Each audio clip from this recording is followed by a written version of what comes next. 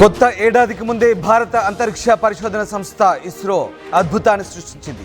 PSLV C60 ప్రయోగాన్ని విజయవంతం చేసింది. ఒకేసారి నింగిలోకి 2 శాటిలైట్లు అనుసంధానం చేశారు.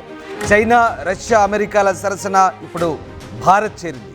తిరుపతి జిల్లాలోని షార్ నుంచి రాత్రి 10 గంటల 15 నిమిషాలకి ప్రయోగం జరిగింది. పిఎస్ఎల్వి బయలుదేరిన 15 నిమిషాల 5 సెకండ్లకు రాకెట్ నుంచి స్పేడెక్స్ 1B విడిపోయింది.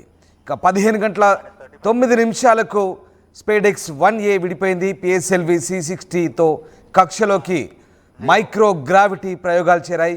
మొత్తం మీద భారత అంతరిక్ష పరిశోధన సంస్థ ఇస్రో మరో అద్భుతాన్ని సృష్టించిందని చెప్పవచ్చు. శ్రీహరికోట షార్ నుంచి ఈ ప్రయోగాన్ని నిర్వహించారు. చేజర్ టార్గెట్ ఉపగ్రహాలను పిఎస్ఎల్వి C60 విజయవంతంగా కక్షలోకి ప్రవేశపెట్టింది. ఉపగ్రహం మొత్తం బరువు 400 కిలోలుగా ఉంది. భారత్ సొంతంగా స్పేస్ స్టేషన్ ఏర్పాటుకు ఈ ప్రయోగంతో శ్రీకారం చుట్టినట్లయింది. रात को रोशन करता हुआ PSLV C60 अपने 3, 2, 1, 0 plus 5 seconds. Lift off normal. That's a marvelous Auto liftoff tracking, of tracking, PSLV PT tracking. C60 SpaceX mission on the go. Plus 15 Sleek seconds. PSLV Corellon vehicles Auto tracking. saluted against the night sky, a beautiful sight to behold. First जी हाँ, stage अभी आपने देखा performance normal. सफलतापूर्ण उत्थापन PSLV C60 rocket का रात Plus को 30 रोशन seconds. करता हुआ PSLV C60 ఇక చేజర్ టార్గెట్ ఉపగ్రహాలను కక్షలోకి పిఎస్ఎల్వి C60 కక్షలో ప్రవేశపెట్టింది. శ్రీహరికోట సతీష్ ధావన్ స్పేస్ సెంటర్ నుంచి ఈ రాకెట్ ప్రయోగం జరిగింది. అంతరిక్షంలోని ఉపగ్రహాలను డాకింగ్, అన్డాకింగ్ చేసేలా శాస్త్రవేత్తలు ఈ రాకెట్ను ప్రయోగించారు. టార్గెట్, చేజర్ ఉపగ్రహాల బరువు 440 కిలోలు. స్పేడెక్స్ జంట ఉపగ్రహాలతో పాటు నానో శాటిలైట్ను కూడా పిఎస్ఎల్వి C60 అంతరిక్షంలోకి పంపింది. అంతరిక్ష వ్యర్థాలను తొలగించేలా ఉపగ్రహాలను శాస్త్రవేత్తలు రూపొందించారు. స్పేస్లోని శాటిలైట్లను ఈ 2 ఉపగ్రహాలు అనుసంధానం చేయనున్నాయి.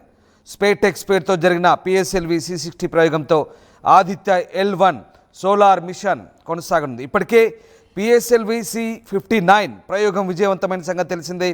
యూరోపియన్ స్పేస్ ఏజెన్సీ ESAకి చెందిన ప్రోబా 3తో పాటు మరికొన్ని ఉపగ్రహాలను నిర్ణీత కక్షలోకి పిఎస్ఎల్వి C59 విజయవంతంగా చేర్చింది.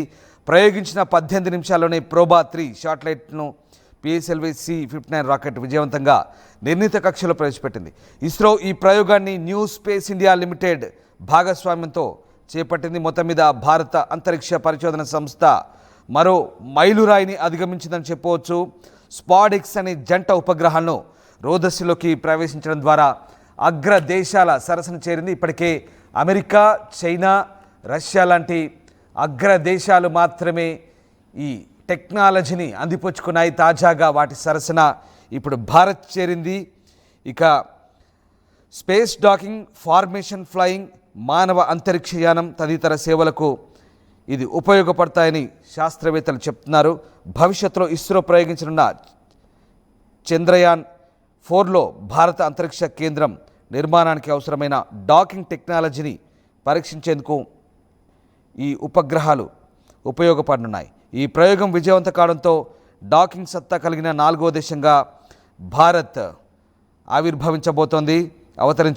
అంతరిక్షంలో ఇతర శాటిలైట్లను అనుసంధానించడం, అంతరిక్ష వ్యర్థాల తొలగించేలా ఉపగ్రహాలను రూపకల్పన చేయడం ఈ ప్రయోగం ద్వారా సాధ్యమవుతుంది. ఇక అమెరికా, రష్యా, చైనా తర్వాత డాకింగ్ మిషన్ను నింగిలోకి పంపిన దేశంగా భారత్ అవతరించింది. సాధారణంగా అంతరిక్షంలో వ్యోమనౌకలు గంటకు 1000 కిలోమీటర్ల వేగంతో ప్రయాణిస్తాయి. వ్యోమనౌకల వేగాన్ని నియంత్రించుకుంటూ ఒకదాన్నొకటి చేరువవుతూ కమ్యూనికేషన్ సాగించుకుంటూ సున్నితంగా అనుసంధానం కావాలి. ఈ ప్రాసెస్లో ఏమైనా తేడా వస్తే వ్యోమనౌకలు ఢీకొని విచ్ఛిన్నమయ్యే అవకాశం ఉంటుంది. అందుకే ఈ ప్రయోగం ఎంతో క్లిష్టమైనదిగా చెప్తుంటారు. ఈ డాకింగ్ విధానం ద్వారా కక్షలోని ఉపగ్రహాలకు మరమ్మతులు, ఇంధనం నింపుతారు. సో ఆ రకంగా ఒకదానికొకటి వ్యోమనౌకలు చేరువవుతూ నియంత్రించుకుంటూ ఇక అనుసంధానమవుతూ జరిపే ప్రక్రియనే డాకింగ్గా చెప్తారు. సో వీటన్నిటినీ కూడా విజయవంతంగా ప్రయోగించింది భారత అంతరిక్ష పరిశోధన సంస్థ ప్రయోగం విజయవంతమైన వెంటనే ఇస్రో చైర్మన్ డాక్టర్ సోమనాథ్ మాట్లాడారు. ప్రయోగం విజయవంతం కావడంపై ఆయన హర్షం వ్యక్తం చేశారు. ప్రయోగంలో పాల్గొన్న శాస్త్రవేత్తలకు ఆయన అభినందనలు తెలిపారు. వాహక నౌక ఉపగ్రహాలను కక్షలోకి ప్రవేశపెట్టిందన్నారు. ప్రయోగానికి సంబంధించిన తదుపరి పూర్తి వివరాలు తెలుసుకునేందుకు ఇస్రో అధికారిక సోషల్ మీడియా హ్యాండిల్స్ను ఫాలో అవ్వమంటూ సోమనాథ్ చెప్తున్నారు. సో మొత్తం మీద భారత అంతరిక్ష పరిశోధన సంస్థ ఇస్రో మరొక మైలురాయినైతే చేసింది.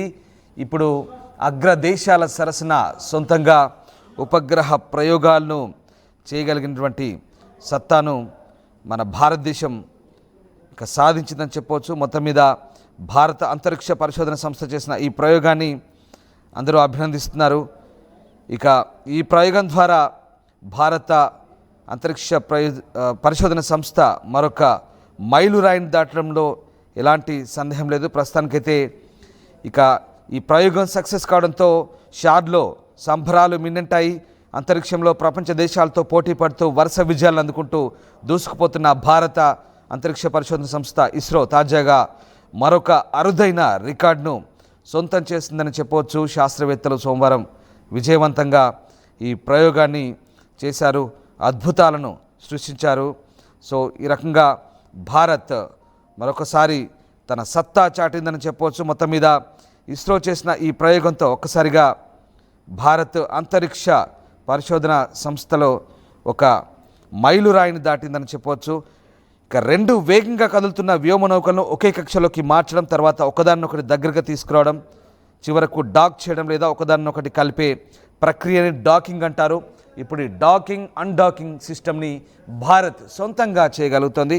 సో భారీ అంతరిక్ష నౌకలు అలాగే ఒకేసారి ప్రయోగించలేని పరిసరాలు అవసరమయ్యే మిషన్లను డాకింగ్ అవసరం అంటారు. సో ఆ సిస్టమ్ ఇంతవరకు చైనా, అమెరికా, రష్యా మాత్రమే ఉండేవి. ఇప్పుడు వాటి సరసన భారత్ చేరిందని చెప్పవచ్చు. మొత్తం మీద తిరుపతి జిల్లాలోని సతీష్ ధావన్ స్పేస్ సెంటర్ నుంచి భారత్ ఈ అద్భుతాన్ని సృష్టించింది. ఒకేసారి డింగిలోకి 2 శాటిలైట్ను అనుసంధానం చేసింది. సో భారతదేశం మరొక ఘనతను సాధించినట్లయింది. Marvelous liftoff of PSLV C60 SpaceX mission on the go. Plus 15 Sleek seconds. PSLV Corelon vehicles Good tracking. saluted against the night sky, a beautiful sight to behold. First जी हाँ, stage, अभी आपने performance देखा normal. सफलतापूर्ण उत्थापन PSLV C60 rocket का। रात Plus को 30 रोशन seconds. करता हुआ PSLV C60 अपने उद्दिष्ट कक्षा की ओर MFPCR tracking. सभी तंत्र सामान्य